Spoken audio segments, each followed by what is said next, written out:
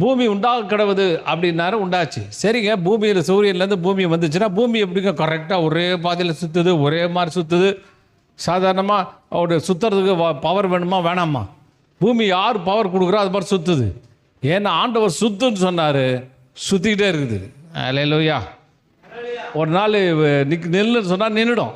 அப்படியே சுற்றுன்னு சொன்னதுனால என்றைக்கு நில்லுன்னு சொல்கிறாரோ அது அன்றைக்கி நிற்கும். சுற்றிக்கிட்டே இருக்குது. அது தன்னைத்தானே சுற்றுது இல்லாமல் பூமியை சூரியனை சுற்றி வருது. ஒரு செகண்ட் கூட குறையறது கிடையாது. அது பார்த்தீங்கன்னா 957 கிலோமீட்டர் ஸ்பீடில் சுற்று தான். இல்லை தலை சுற்றல 100 கிலோமீட்டர் மேலே போனாவே நமக்கு தலை சுற்றுது. 950 கிலோமீட்ரு வேகத்தில் சுற்றுது. ஆனால் நீங்கள் தலை சுற்றாமல் இங்கே உட்காந்துட்டு இருக்கிறீங்க. எப்படி? சாதாரணமாக ஒரு சின்ன வண்டி TS50 இருக்குன்னு வச்சுங்க, சைலன்ஸ் போயிடுச்சுன்னா அது போடுற சத்தம் கொஞ்சம் நஞ்சம் கிடையாது. டப்ப டப்ப டப்ப டப்பன்னு சவுண்டு போட்டு காதோ ஐயோ அப்படி சத்தம் கேட்குது.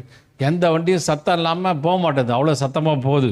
இங்கே பாருங்கள், இவ்வளோ பெரிய பூமி, எத்தனையோ கோடிக்கணக்கான டன்னுடைய பூமி சுற்றுது, ஒரு சத்தமும் வரல, பேச்சும் இல்லை, வார்த்தையும் இல்லை.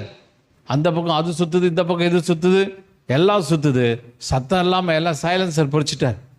அவர் சுற்றுனார், சத்தம் போடாமல் சுற்றுட்டார் போல், சத்தமே இல்லாமல் சுற்றிட்டுருக்கு. எல்லாமே அப்படி காரியங்கள் செய்து கொண்டு இருக்கப்படுகிறது.